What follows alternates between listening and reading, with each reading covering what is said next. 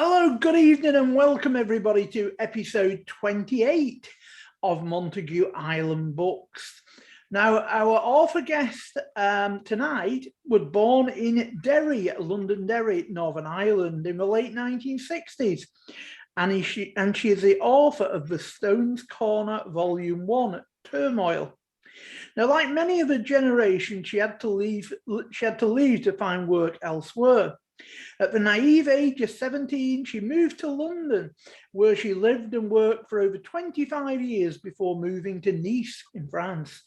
Along with her husband, John, who was born in Cork, they finally returned home in 2017 and live in Donegal, which is a lovely part of the country, I believe.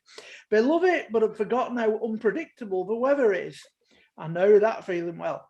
So since she lived predominantly in London throughout the awful time that is known as the Troubles, it was apparent then, and still is today, but not all the facts of the horrific events in Ulster, which were perpetrated on every side by the warring factions, were presented in an accurate and unbiased way. And this was especially true in mainland Britain. So over recent years, the couple recognised that many of the people they'd been fortunate enough to meet on their travels worldwide didn't understand how or why or how the conflict in the north of Ireland began and why it continued for 3 decades. Now, our author guest tonight found this particularly frustrating, and she decided to take it upon herself to inform them and others by writing an historical fiction series based on her own childhood experiences and around the events from this horrific period in Ireland's history. She says writing was a frightening project at first, given she'd never written anything substantial before. But she decided she'd write not just one novel, but a quartet. Hence, Turmoil, Darkness, Hope, and Light, they're the 4 sort of titles. Now, she believes that we need to move on from the troubles of the country while never forgetting how and why they occurred. And in recognition of the hardship and suffering endured by so many of our friends, family, and neighbours, we should continue to embrace the healing and reconciliation process. So that's a great thing to go by. So welcome, Jane Buckley, and thanks for joining us. Well, thank you very much for the opportunity. I'm not sure what I can add to that. I think you my side leg measurements and whatever. off your bio. So do you want to tell us about the initially, about the sort of quartet of books, the 4 different books? Yeah, absolutely. I mean, as I say, the reason I did write them was because I was very fortunate, and I worked for a global organization, and I traveled all over the world. And over many dinners, and people would say, well, what was the Troubles all about? Because obviously there was different stories out there in terms of what was going on. And there's been so many fantastic books written, and Derek will add this to me as well, my comments, in that a lot of them have been factual stories, whether journalists, newscasters, politicians.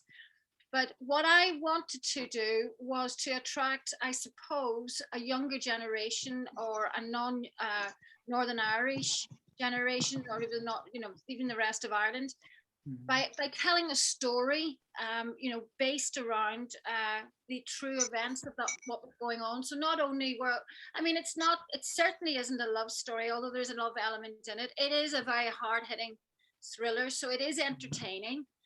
It's heartbreaking in places, but by enjoying the story, you could learn and understand and get more informed as to what life was like on a daily basis. And quite frankly, looking back and having looked at some of the research that I've done, I really don't know how many people coped, because it was I suppose a war. I mean, it was, bombs were going off, people were getting shot. I mean, but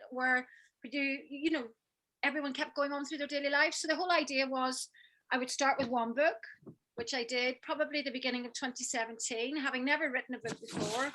And, being quite a stubborn mule, I just thought, well, if you think about over the 30-year period of the Troubles, I'm not going to be able to tell this story in one book. And then I went to a second book, which is now Darkness, Stone's Corner Darkness, which comes out at the end of the month.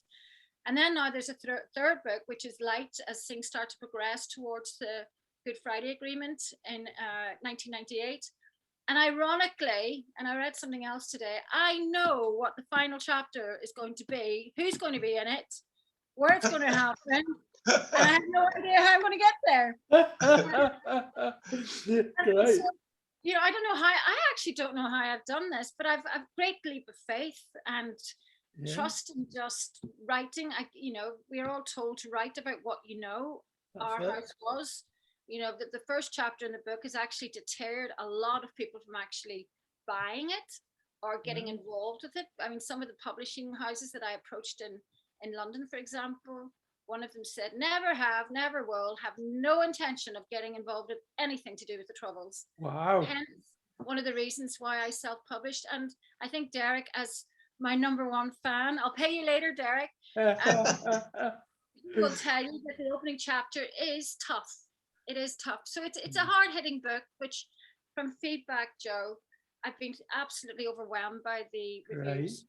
So. And I think, you know, after 30 years or so, and I know we keep using the word Troubles, but I don't think Troubles really explains it enough. As you say, it was like a war, and after 30 years of that, I think you go into, you know, you've got to have the hardships, because if you don't get the hardship in from the beginning, I guess you're not really telling the story. Truth. No, absolutely. And again, this is one of the things that I found, because I was asked a question the other day, you know, how was I able to remain so objective and unbiased? But there were times, I'll admit, you know, when I read some of the true events, you know, I found myself going over this way, and then I'd have to pull myself back, or I go this way, and then I'd have to pull myself back. So, and I think especially more important is bringing in a young British soldier into the story. So you have a young British soldier. He's from, you know, he's from Newcastle. He joined the British Army like many young men did throughout the years because there was no work. And suddenly, within a matter of weeks, you know, him and his best friend find themselves in what they term as a city in the United Kingdom.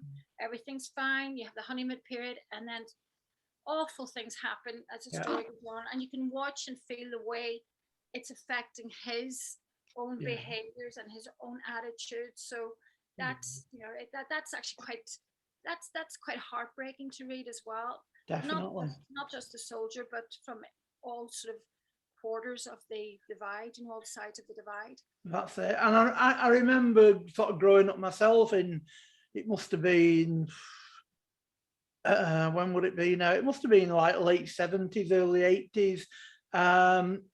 And we were in Blackpool, and in one of the big stores in Blackpool, and there was a bomb threat, and it was panic. So, you know, when you think that was just a one-off on sort of in mainland England, you can't really begin to imagine what it must have been like, you know, to live through the actual Troubles. And this is the thing that's fascinating. It's, you know, even just, and Derek will, I hope, support me in this.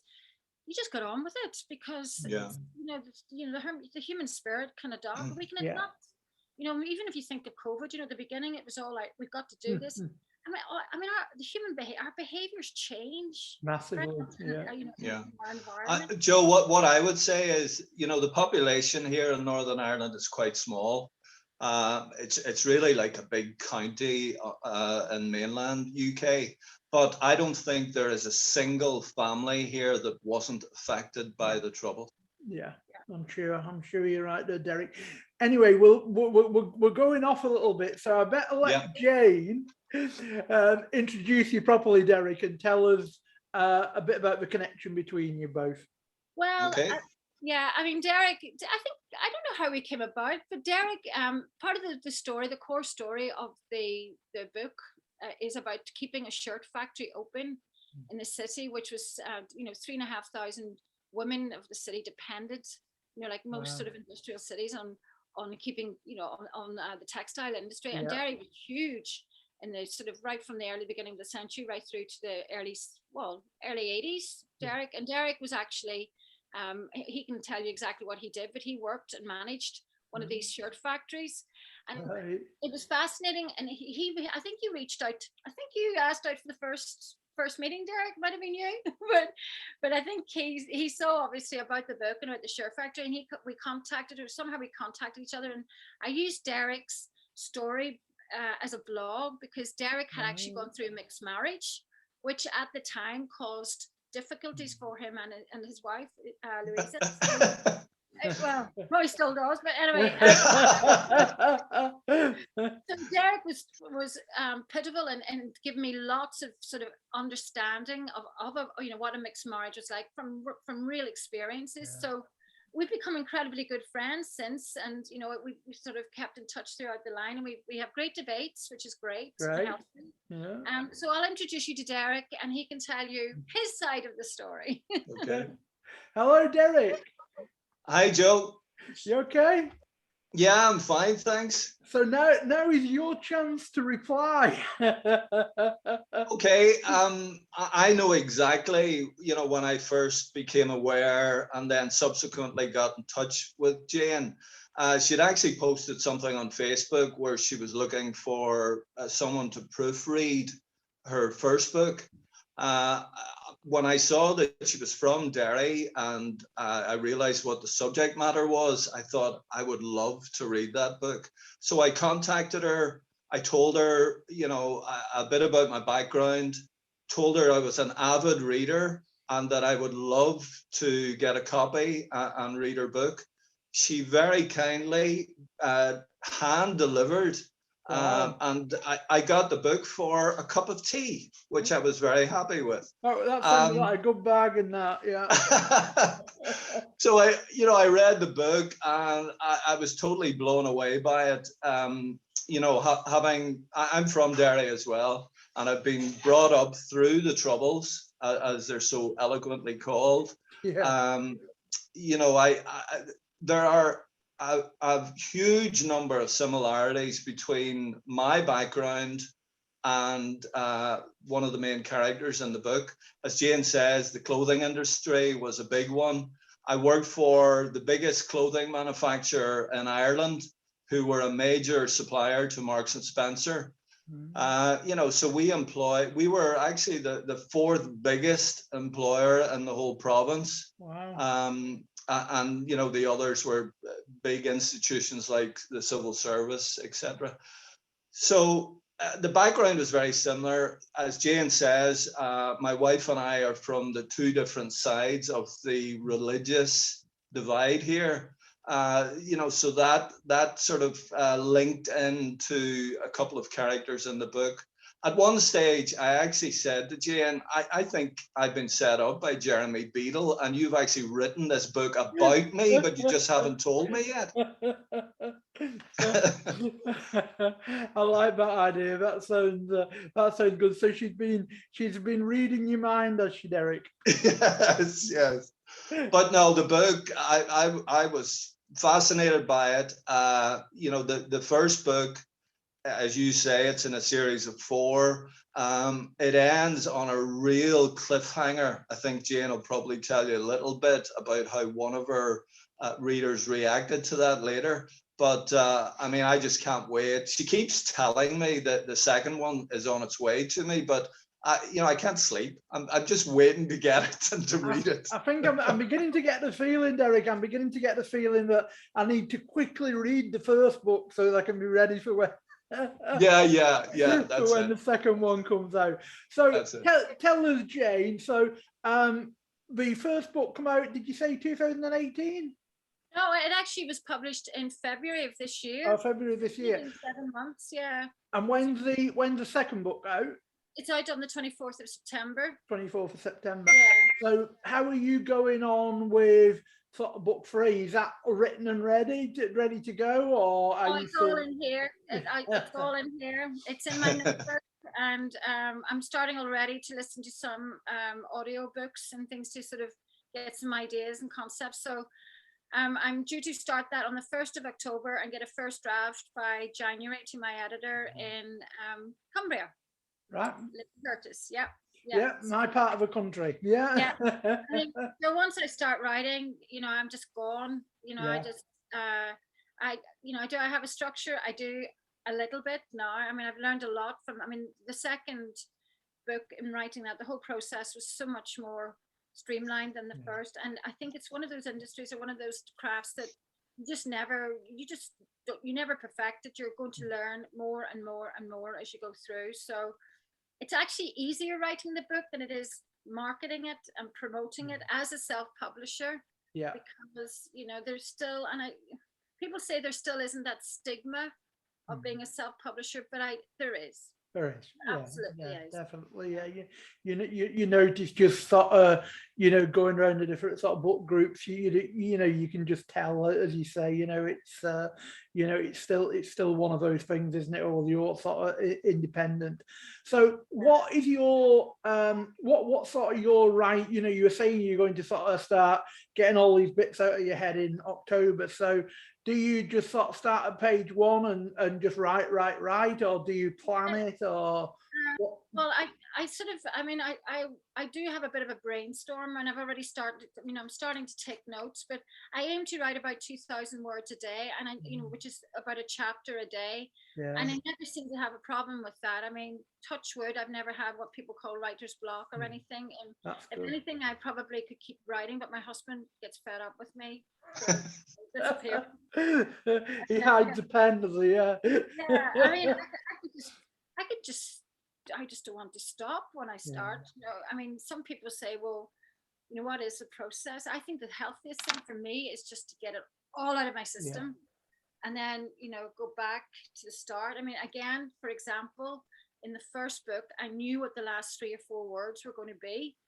And somehow it's like a goal, it's sort of, it's driving me in that direction. And as I'm doing research, throughout the writing of the book, the ideas pop in, and then you can start to steer towards some of the characters in the book are horrible. I mean, I don't know what I've done in a previous life, but don't cross me. I love it. That needs to be a strap line on the on the author section of your book. Don't cross me.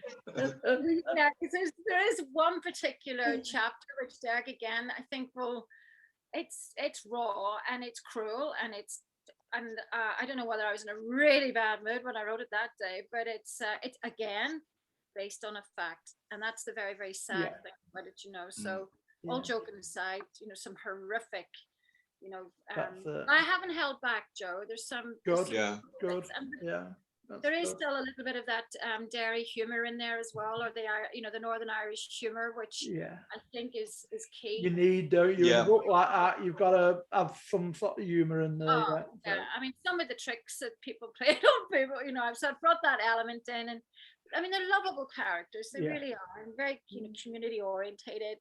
From, as I say, from all aspects. So, I targeted the book. I hope to, sort of attract a younger reader. But ironically, most of something like, I wrote this down earlier on, something like 55% of the women who have bought the book, of the readers who have bought the book, are women, and 44.9% are men. So it's not, it's not a girly book. No, am I not girly anymore? Is that wrong?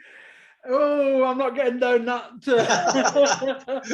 I'm not getting down that conversation.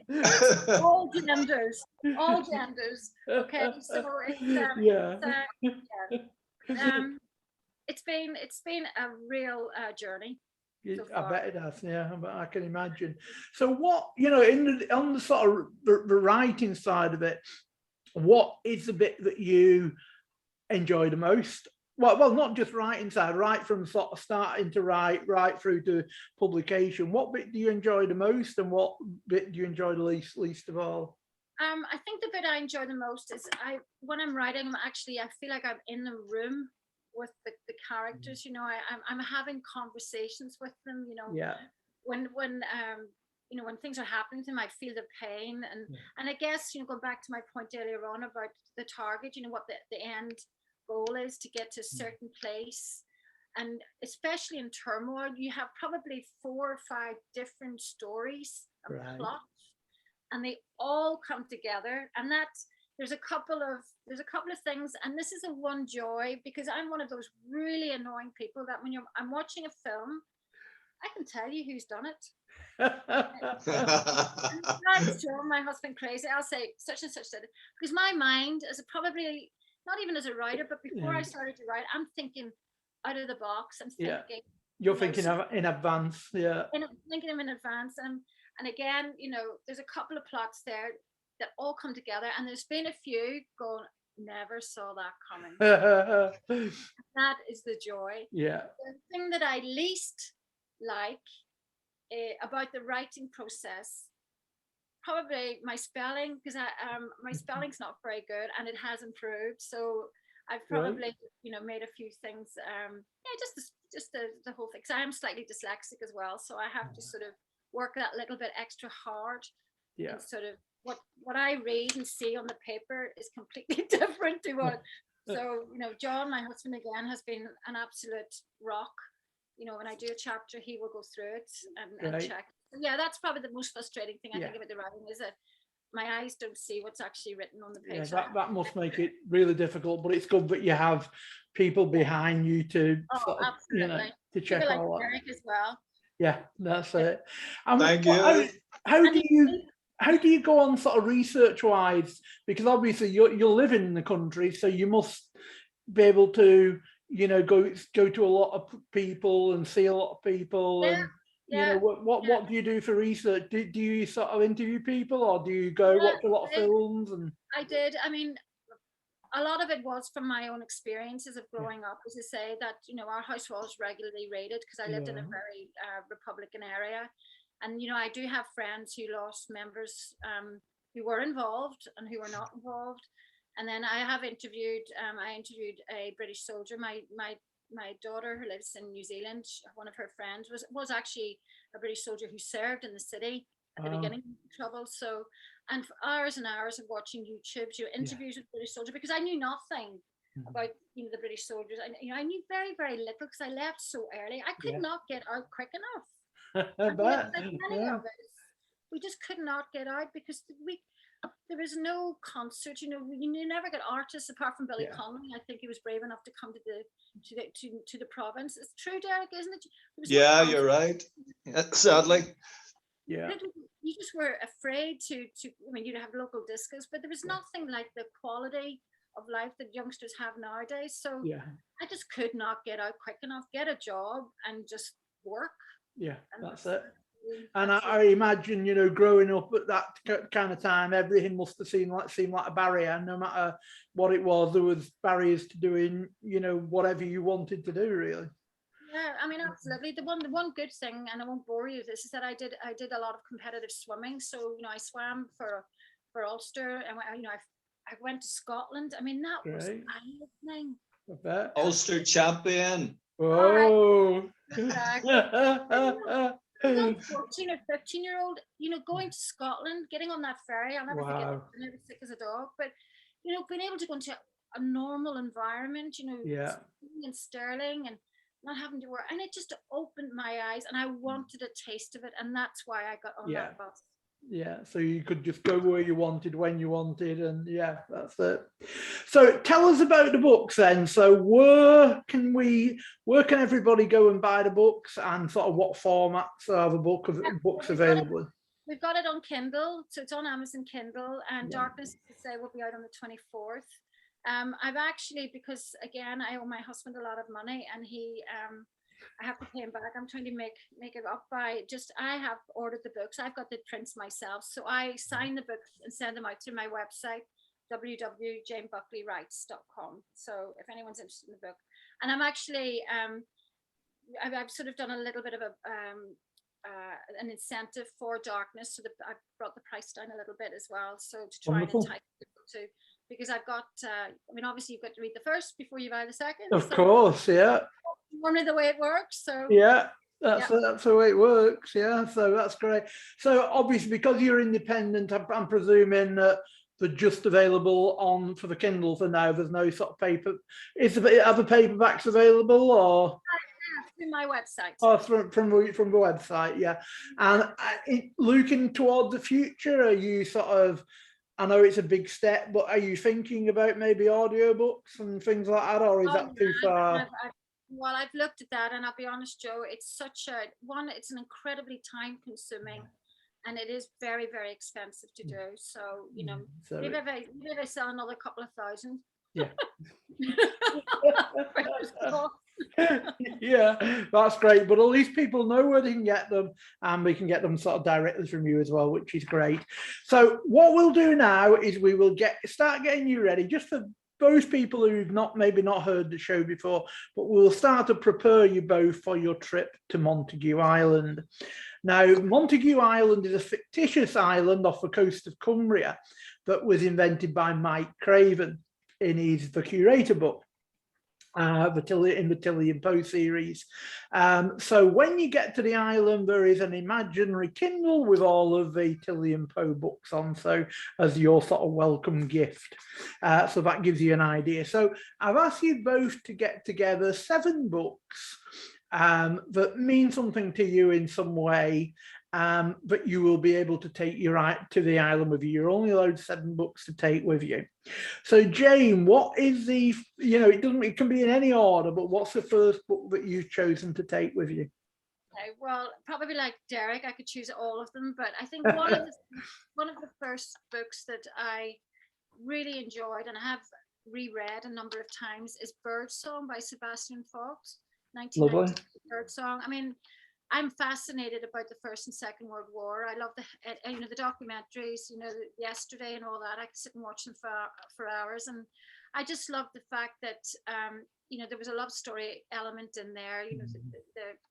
It's just such a heartbreaking, easily read book, and it's just and the TV adaptation of it as well. And I just loved it, and I just thought, it was about family ties, the effect of a passionate affair has. I mean, without going into the whole lot, I just loved it. It was a classic, a lovely, lovely book. And it's something you would enjoy going back to and reading again and again and again. So yeah. And how did you find the sort of TV adaptation compared to the book? Well, I mean, it's difficult, is it? Because sometimes people say the book's better than the film, but I actually enjoyed the adaptation. I mean, I think there's one particular scene where he's injured just after the bomb, or in the mine with the other character, and they think he's dead, and he's lined up against all these bodies, and suddenly someone notices that he is actually still alive. I mean, that's something that you just never forget. So I think probably as a writer and a reader, I've got a vivid imagination. So you can almost smell, and from having watched so many films about World War I, and the recent one about it's all been colorized and everything. I can't remember who did it, but stuff like that just really just fascinates me. Yeah, and it's great when you can be reading a book, but you can sort of smell it and you can feel it, and it just sort of transports you. Yeah, no, absolutely. I mean, and ironically that my great grandfather and his brother actually were the Somme, and it's hard to explain, but Derek knows that there's a memorial in the center of the city, and which predominantly I always believed was Protestant soldiers, but there's Catholics on there, and my great grandfather is on there, and I actually went to Ypres and found his grave. Wow. Nobody had ever been there.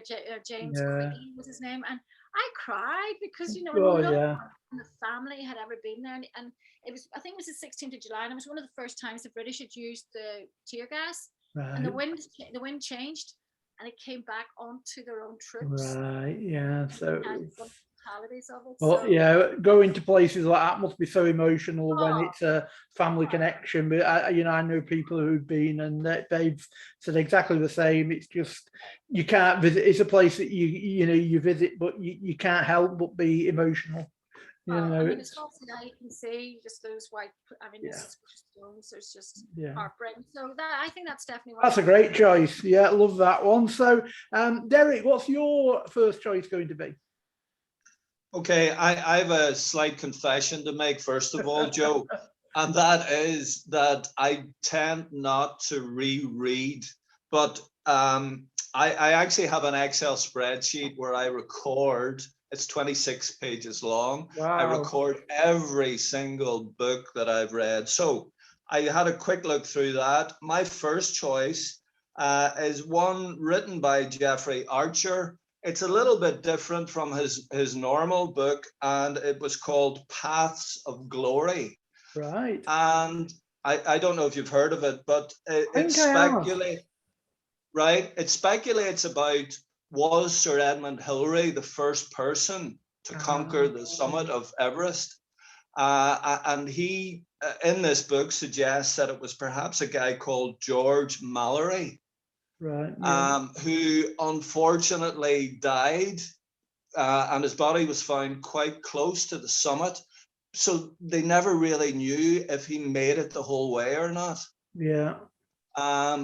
And you know, the reason why I liked it so much, first of all, I know it's probably not very fashionable, but I think Jeffrey Archer is a fantastic storyteller.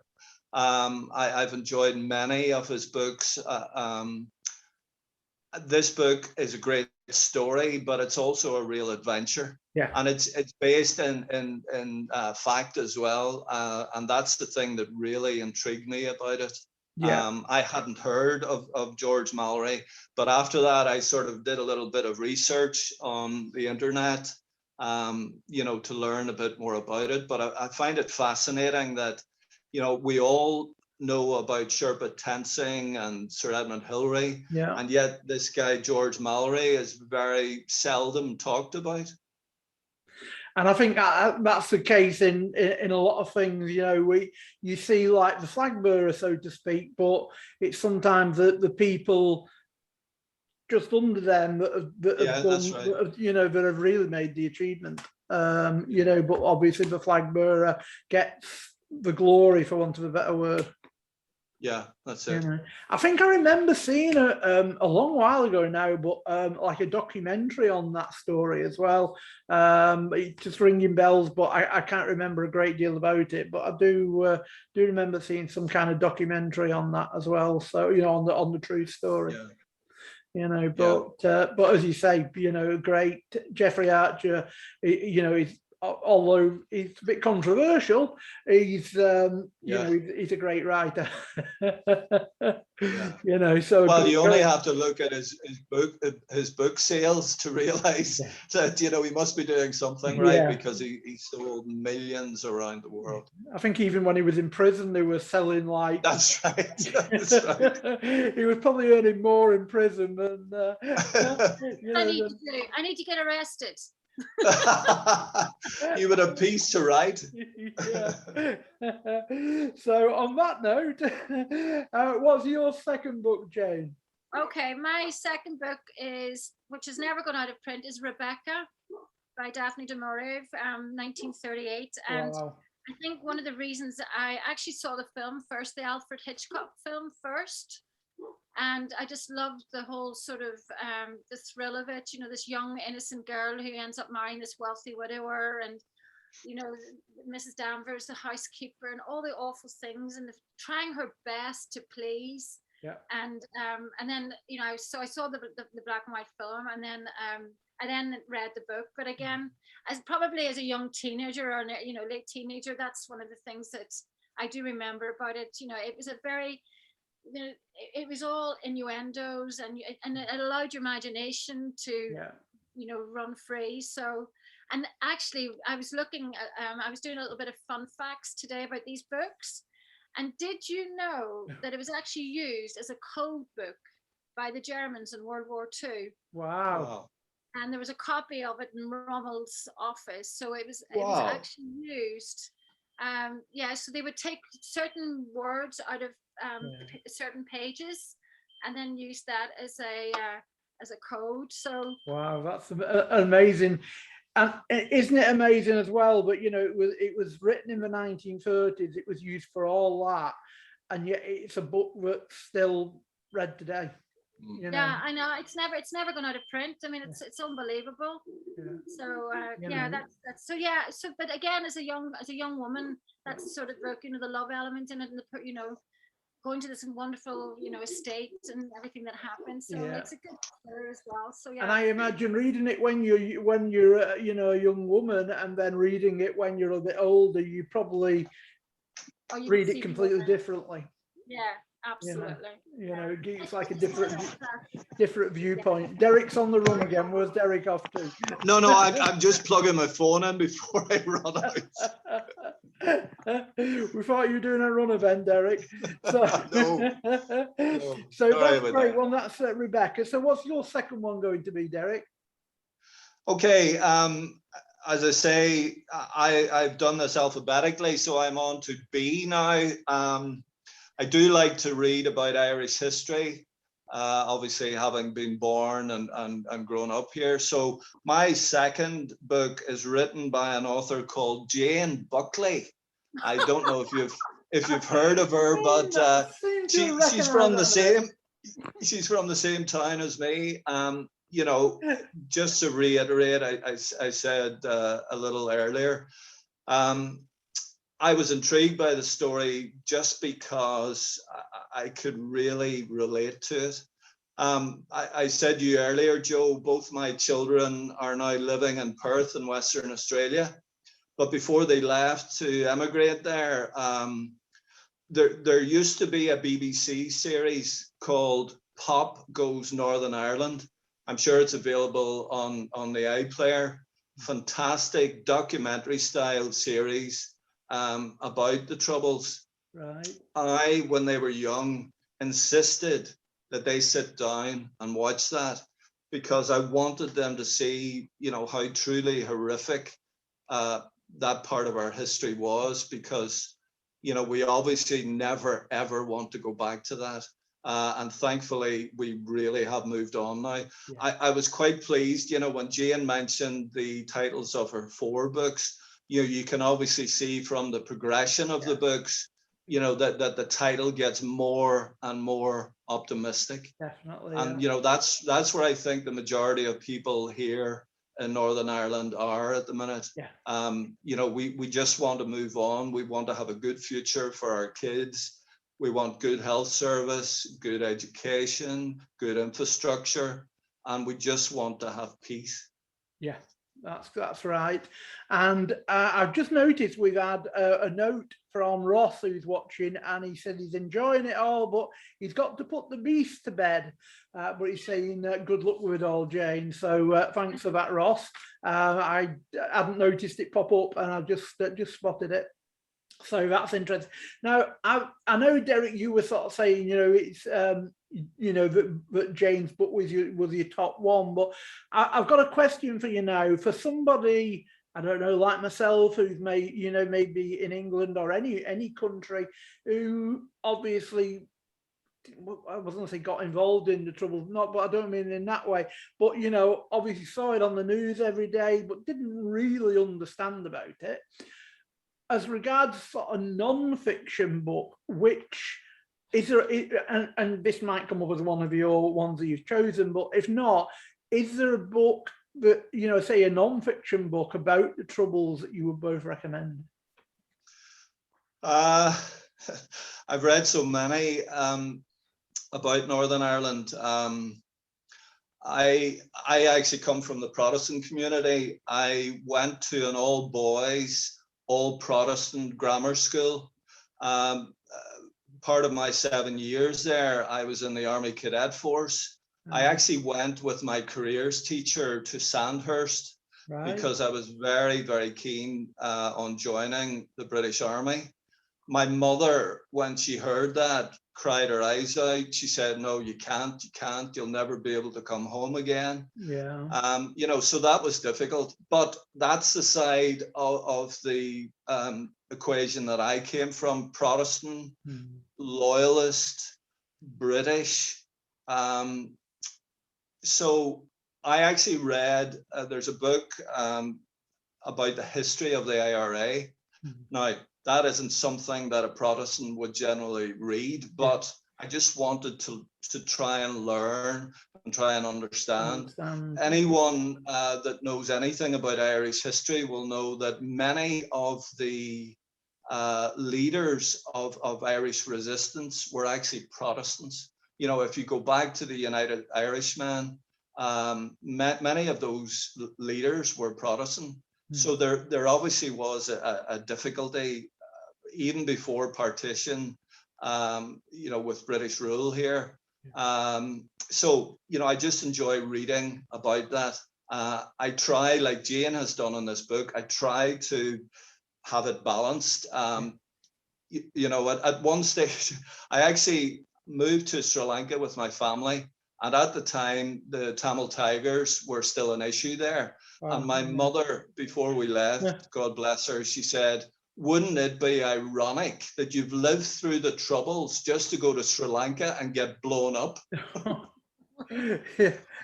Which I thought was a weird thought, but we had a laugh about it. But again, like we were saying before, I suppose you've got to have the humour in it too. Otherwise, exactly. You've got to create that humour yourself. But yeah. So have you got one, Jane? Just, I know this is a bit off topic, but do you have a book that you'd recommend?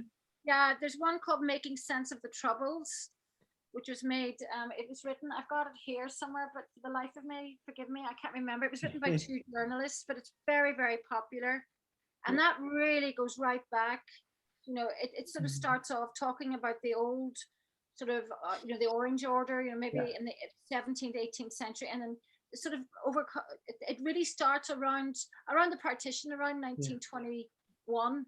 Just after the Civil War, and about the effect that it had on Ulster, and that tells the story from both sides, from both perspectives. But that is a very factual book. It's a really good book. And then there's another one which I've just started, which is called Say Nothing, which again talks about the same sort of thing. It talks about young women who joined the provisional IRA and the effect of in 1969 when the Troubles started and the rioting in Derry had the fallout of that onto Belfast, where I think the population was 350,000 at that time, but within a matter of months, 10% of the city of Belfast had left. Wow. And gone to the Republic of Ireland. So it's talking about, the things that we never hear about anymore, So, I mean, there was a mass immigration of Catholics and Protestants who went south, to get away from the Troubles. So those two, I would say, they're for me, quite frankly, and again,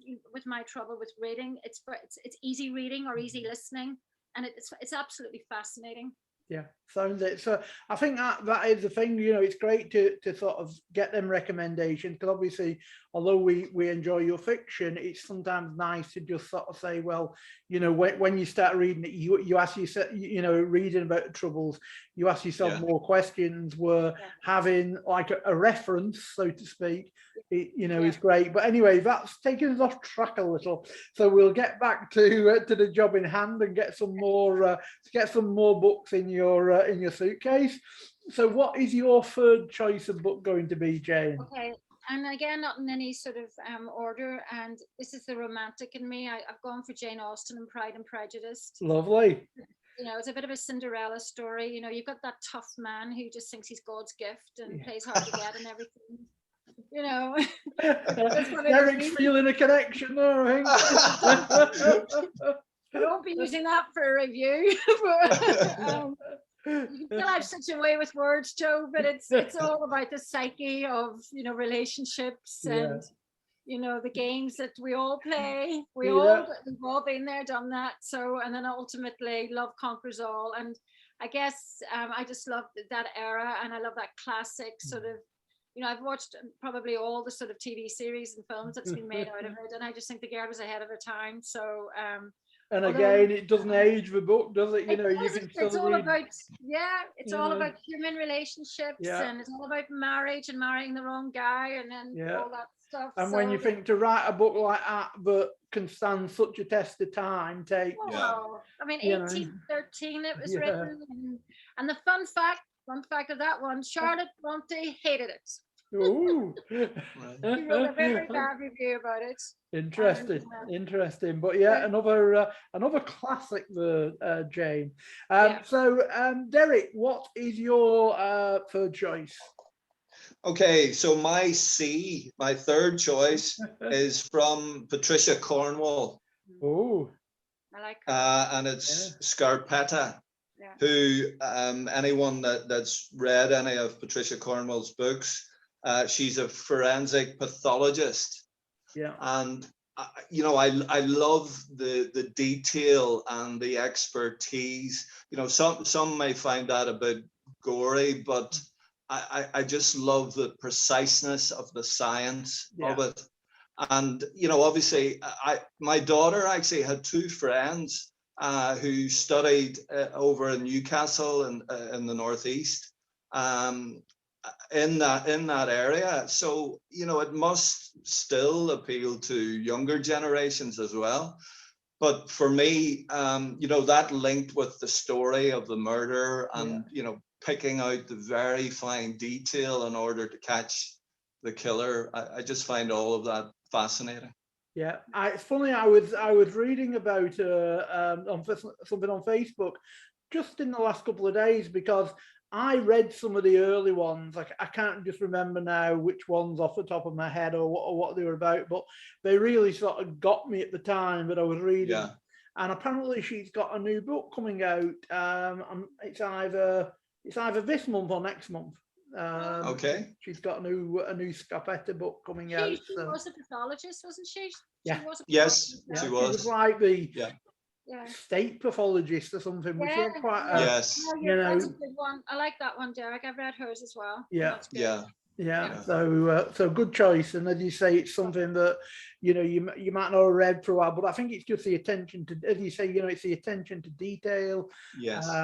And the reality, although it's fiction, the reality of it, or as I call it, on some things I've read were, it's fiction, but there's a lot of fact in it. I call it faction. Yeah. Which is a bit of a difficult word to say, and you've got to be careful how you say it, but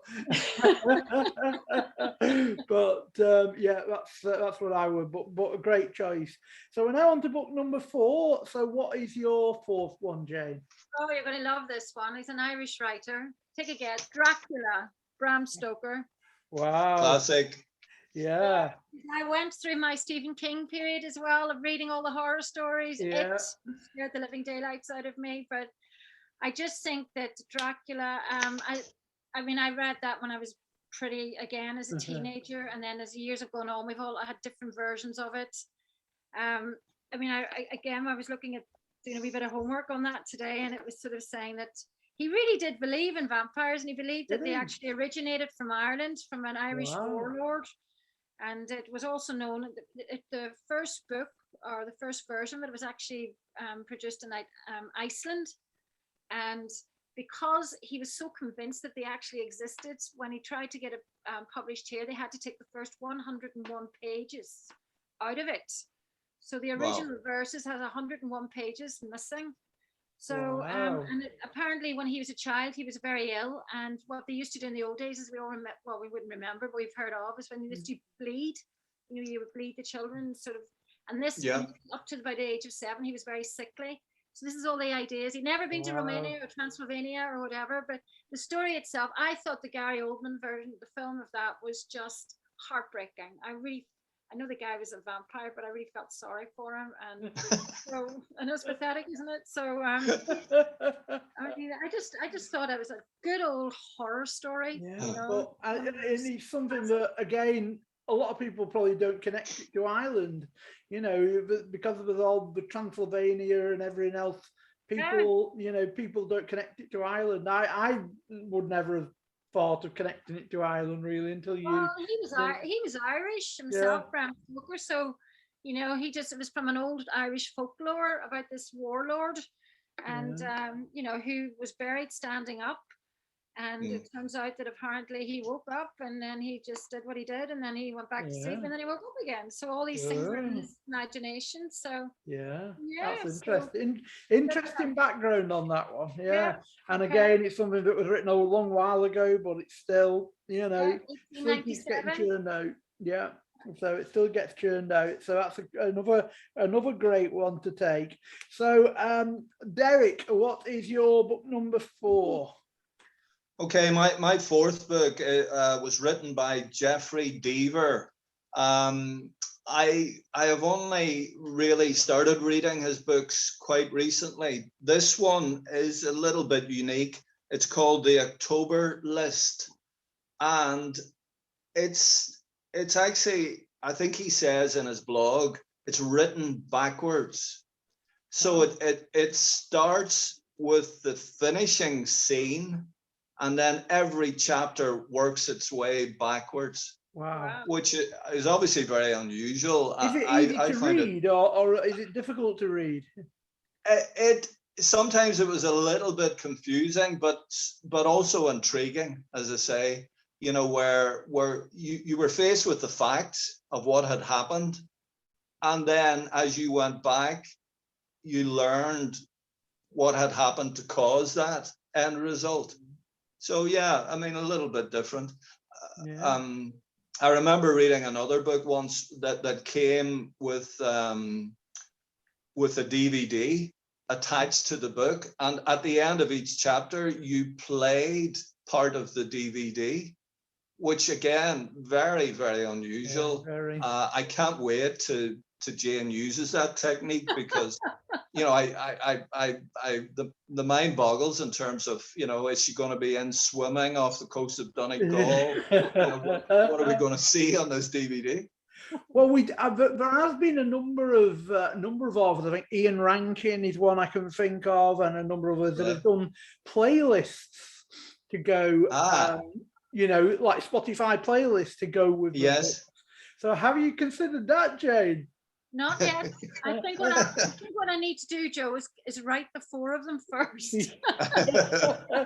Yeah, keep on writing. Keep on writing, but my head on right. We'll worry about the playlist later. Yeah, good idea, but I'll get back to you on that one. But yeah, I've noticed the DVD thing is yeah, I've not heard of that before, but no, I have noticed that there are a number of authors that are now sort of, you know, particularly if it's something that, you know, is set historically, you know, maybe in the 60s or 70s, and we're starting to do, you know, sort of playlists to link in with the story. Okay. So yeah, I suppose it's especially the ones that have been turned into movies. You know, so you've got the soundtrack to the movie, and if it's of a specific era, you know, you've got a lot of people who can associate with those songs, and maybe buy the music as a result. That's right. That's it. But that's great. But a great choice. So October list from Jeffrey Deaver there. So we're now on to book number 5. And what's your 5th book, Jane? Okay, my book is Dennis Lehan's Shutter Island from 2003. Lovely. The reason being is I saw it. I knew what was going to happen. I worked out the ending, and my husband didn't. And he had to read the ending twice. So you spoiled it, did you? No, I didn't tell him. But it was one of those moments, and I looked and went, no. So and I just thought, it's all about confronting the truth. I mean, these guys he goes through all this pain of believing that someone killed his wife and that his children were drowned, and you know, he was a soldier who was part of the liberation of Dachau, and again, going back to that war element in it. So I just thought it was a very clever book. I really did. So, you know, and that took some thinking, again, bringing all these plots together. Yeah. The ultimate sort of ending, and just throwing it all together. Yeah. It was just, to me, it was great. It was a really good. It was one of those books you just have to wait. You have to find out what happens. I haven't read it, but I have heard it recommended before. I think it was actually Mike Craven, M.W. Craven, who I've heard recommend. Oh, okay. I'm sure it was. Pretty sure it was the same book. So I really recommend it. It's a great read. It's one of those wow books. So one of those that you can't wait to read again. So great to take to the island with you. And Derek, what is your 5th book, or your E or F or whatever it is? It's my E. You're keeping track. Good. The E is actually Ben Elton. I'm sure many of your viewers will know him as that manic comedian on TV. It's a fantastic read, and it's called Time and Time Again. Right. And it's actually a time travel book, where the main character goes back through a window in time to try and prevent the outbreak of the First World War. Oh, okay. Right. You know, the assassination of Archduke Ferdinand in Herzegovina. And I found it really fascinating because, you know, the concept sounds very simple, very straightforward. Get back there, identify the assassin and stop him. But then the whole question of what's the knock-on effect? You know, if the First World War doesn't start, what effect will that have in terms of Hitler coming to power in 1930s Germany, and you know, the whole Holocaust and all of that? So it's very, very interesting and very well written. Yeah. You know, I've read a few of his books, and some of them are a little bit crazy.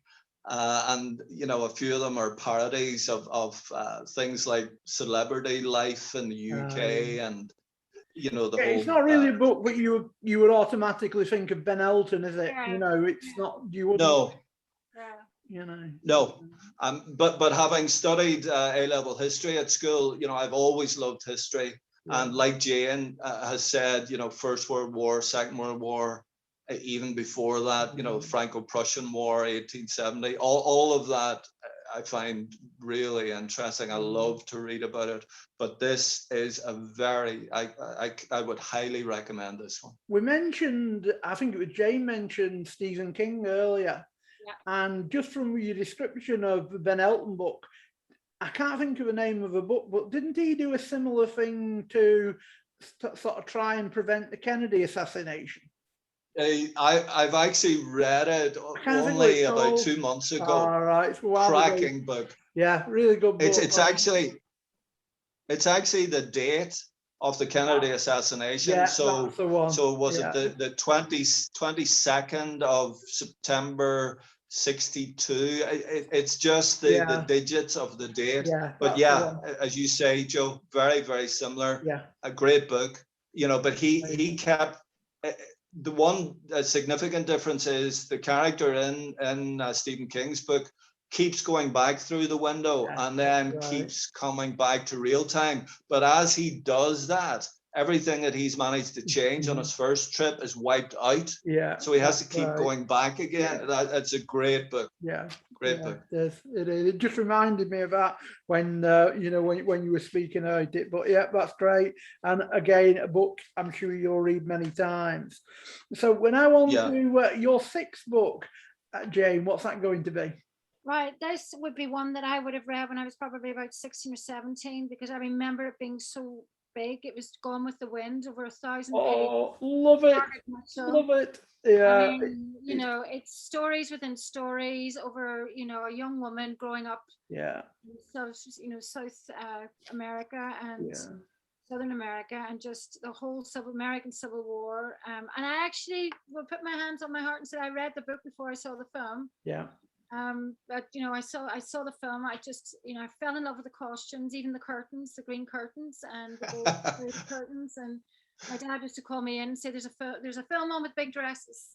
I just loved the story. I loved everything about it. And you know, Margaret Mitchell, again from an Irish background, her mother was, her grandmother was Irish.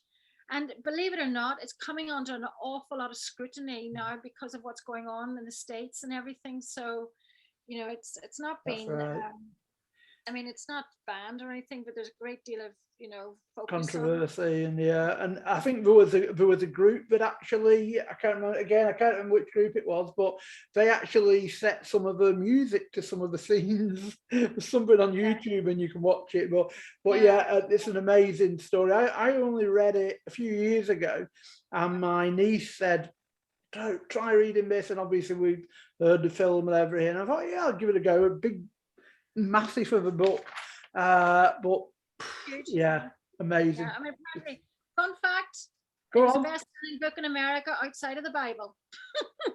Well, there you go. So that's got to say something about it, hasn't it? You know, I think Jane's setting up in competition to Wikipedia. Thank God for Yeah, she'd have to her own little Her niche. yeah. fascinating to do that actually, and just read these fun facts things. Yeah. It makes it interesting. Well, you'll not forget. Yeah. I will. Yeah, that's great. Yeah, that's No, it. that is the Yeah. truth. I have read it, and I did read it before the film. Yeah, great book, really, and it's such a big book. It'll take you plenty of time reading through that again. So that's lovely. And what's your next book, Derek? The F is for Frederick Forsyth. You've even got the right letter with it. Yeah. The reason I picked this one, a couple of reasons actually. He was a favorite of my dad's, who used to work in Saudi Arabia. So when he was away there, he used to take a lot of books with him and read a lot. This particular book was called The Afghan, which is obviously quite topical with the sad events in that country over the last couple of weeks. But great writer, The Odessa File, The Day of the Jackal, all of those books I've loved. This one, the Middle East, I find very intriguing.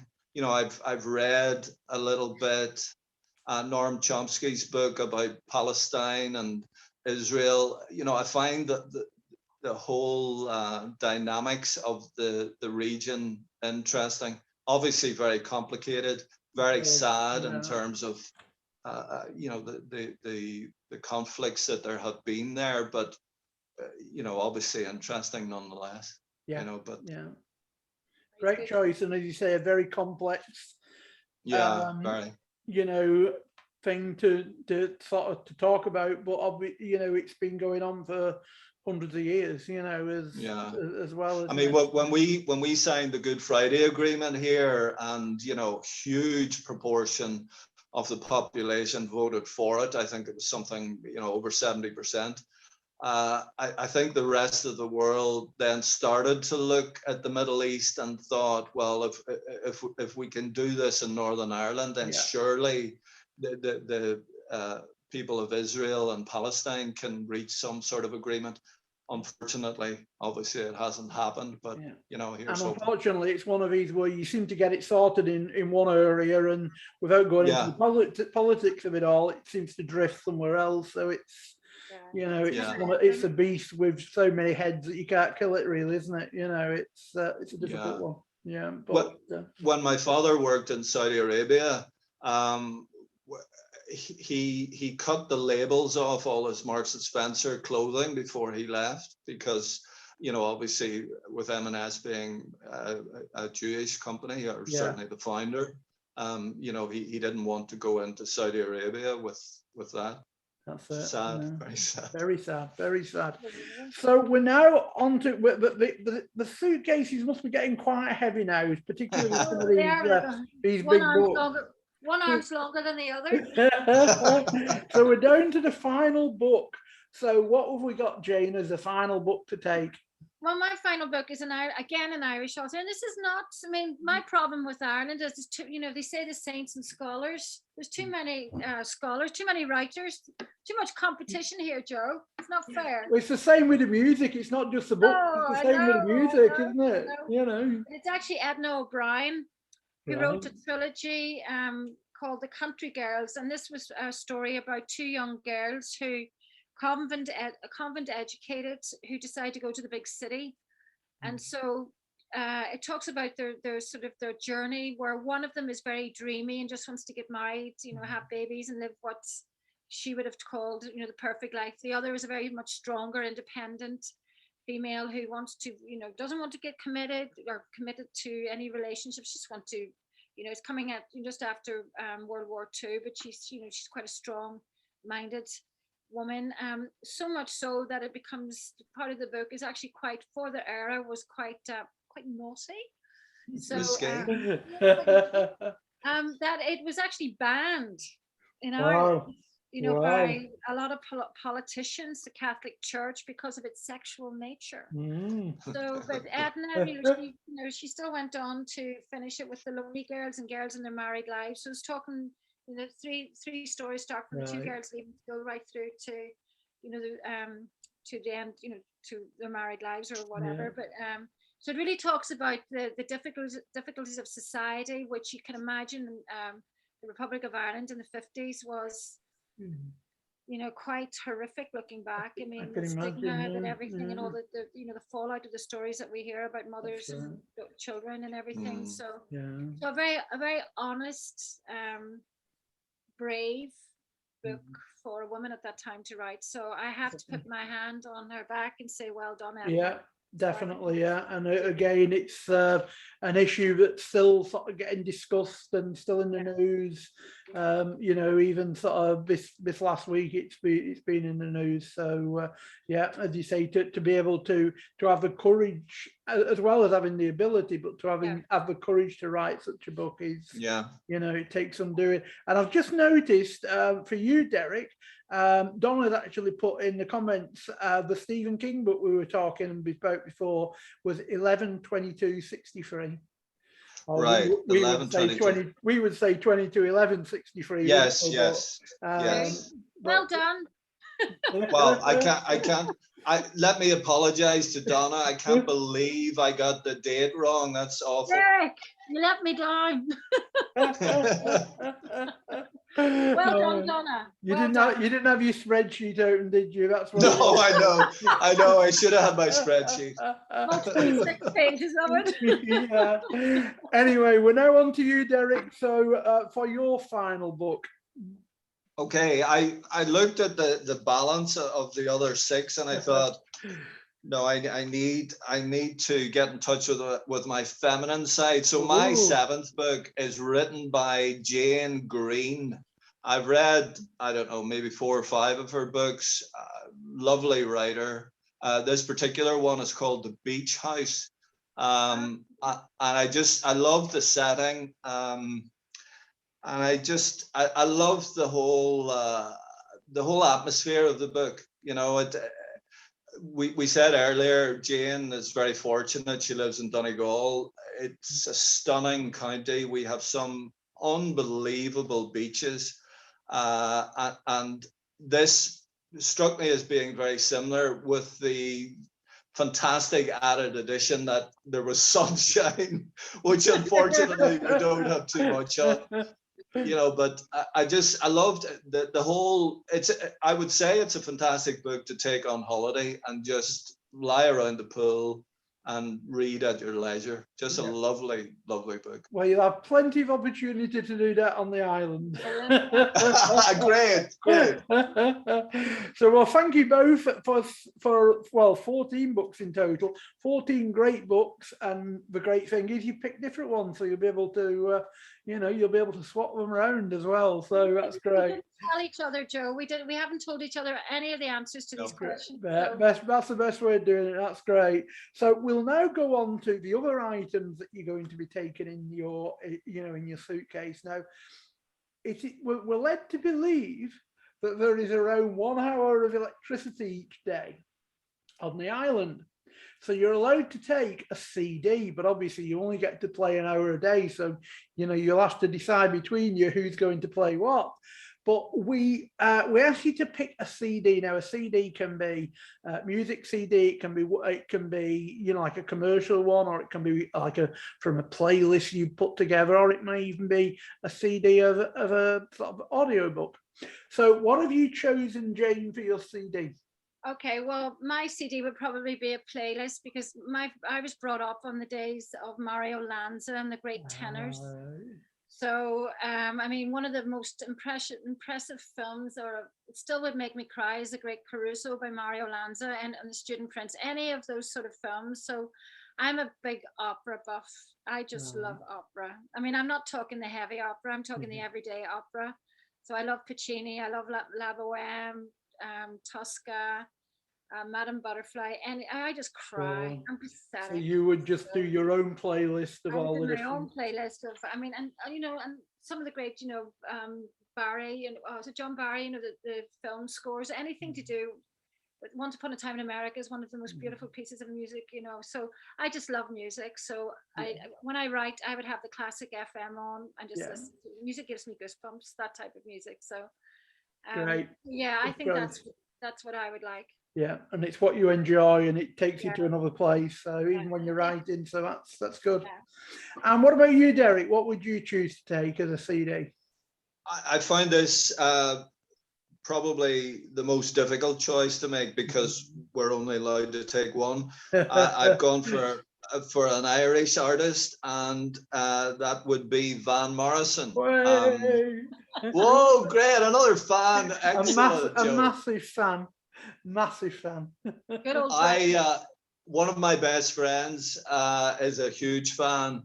We actually all used to live in Sri Lanka together, and strangely, both our wives don't like him. So you can imagine, you know, the trouble we had at parties about trying to get Van the Man on. But you know, Brown Eyed Girl, I used to sing very badly to my daughter when she was very, very young.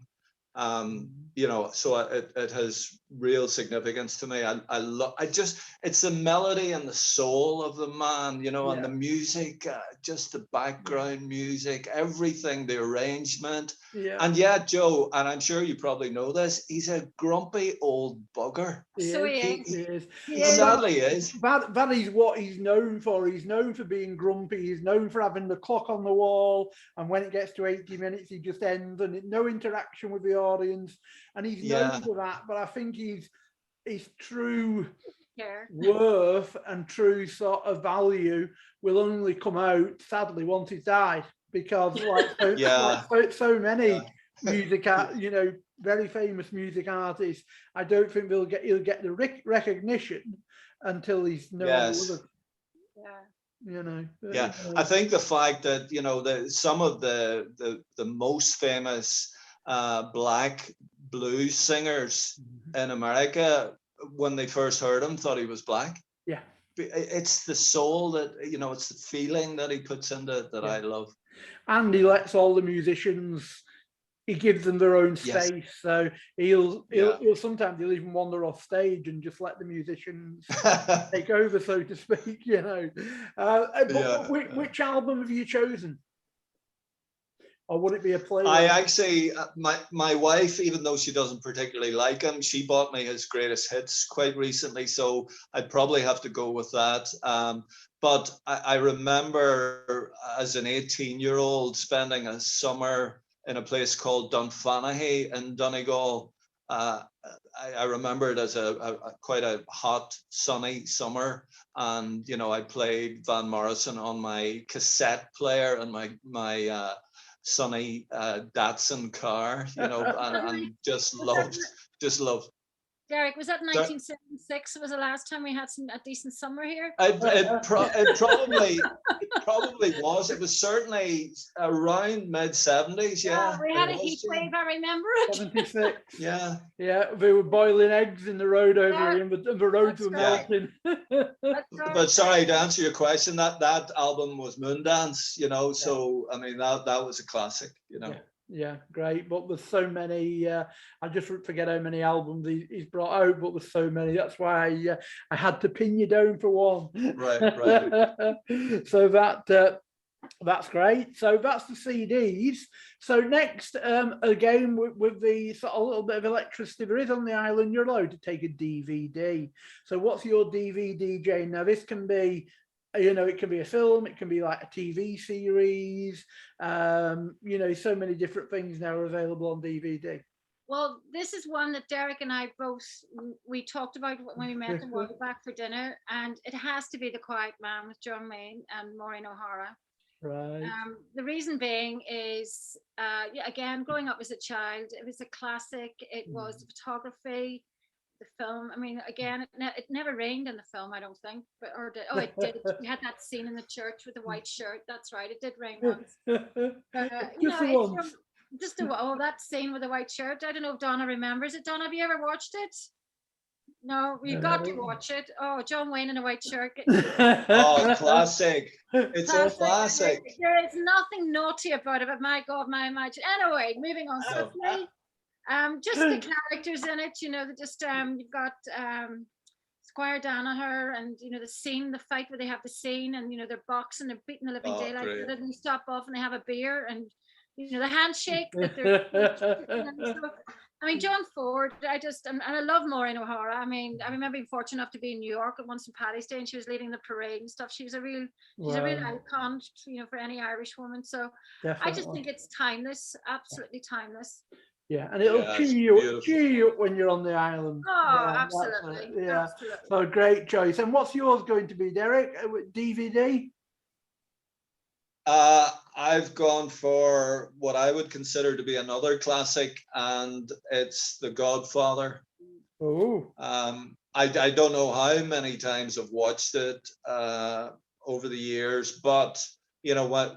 When it comes around to Christmas time and we're all flicking through the Radio Times to see what's coming on, it will invariably be there, and I will always watch it. Always watch it. And the music. The music's class. Yeah. Yeah, fantastic. I mean, Marlon Brando.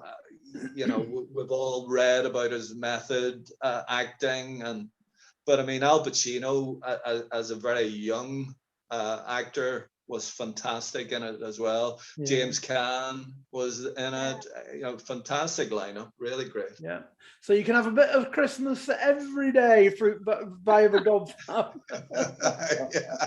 Well, yeah, great choice, and again a film that doesn't really age, so that's great. So the next item we've got is a food. Now, obviously, Montague Island is a fictitious island, so in a way we can cheat in that we can have meals that will just self-replicate or an ingredient, just something that maybe reminds you of home, or reminds you when you were younger, or just something that you feel that you can't sort of live without. So what is your food item going to be, Jane? My food item, Joe, is battered sausages and chips. Which sausages? What type of sausages? Battered sausages. Oh, battered sausages. with white bread and real butter and a cup of tea. I wasn't expecting that, but a great choice. So what is it? What is it about that? Is it something from, does it remind you of something? Or it's just comfort. It's just, there's nothing as nice as fresh white bread, real butter, a cup of tea, and a good old battered sausage and a chip sauce. And a class girl. What can I say? Fantastic choice. Not a newspaper, on a plate, guys. I've got a bit of class. All right, so yeah. And then, sorry, do you have the deep fried Mars bar for dessert? No, that's Scotland, isn't it? That's Scotland. Yeah, that's Scotland. The deep fried Mars. I love a battered sausage and chips. You can't beat it. Sorry. Brilliant. And it's probably something most of us have tried at some point. I did warn you. No, I love it. That's great. So what about you, Derek? What food are you bringing along? This sort of dates back to when we lived in Sri Lanka, 1999 to 2001. Practically any Indian food. When we lived there, we were very lucky, as all the expats were. We had a driver to take us to work. My wife had a maid, and that in itself was comical, because when we'd interviewed and selected someone on the Sunday night, my wife was running around our house in Colombo in Sri Lanka tidying the house.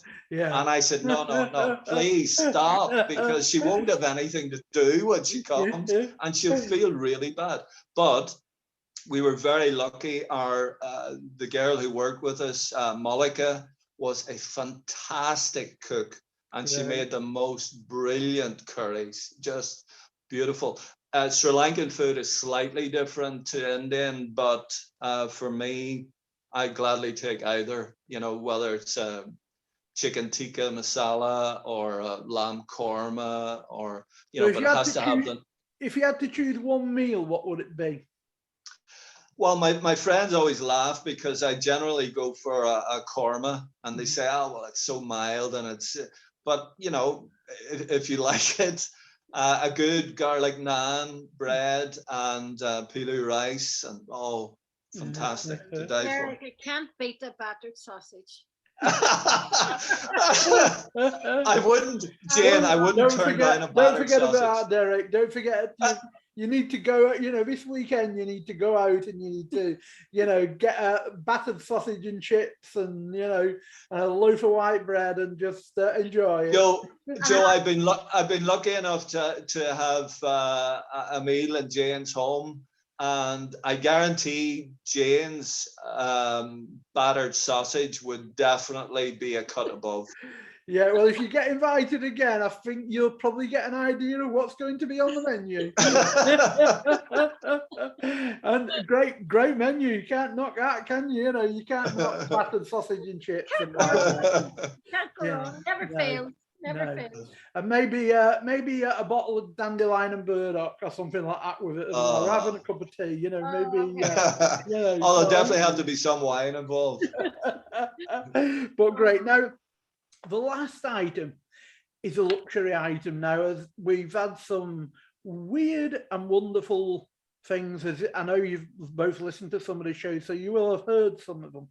And again, because it's a fantasy island, you can go OTT, as some people have done. Some people have taken camper vans and, all kinds of things, pillows and, all kinds. So, Jane, what is your, don't tell me fried sausages.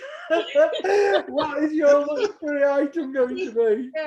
It's not a deep fat fryer. No. Well, actually, because I love music so much, I've actually decided to bring a wind-up radio. Yeah, good idea.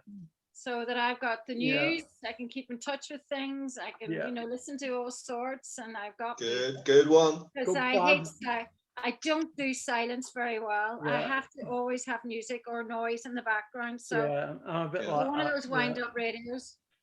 Yeah. Well, Jane, does that mean we get to dance with each other? Oh, see, this is it. That's the plan. That's the plan.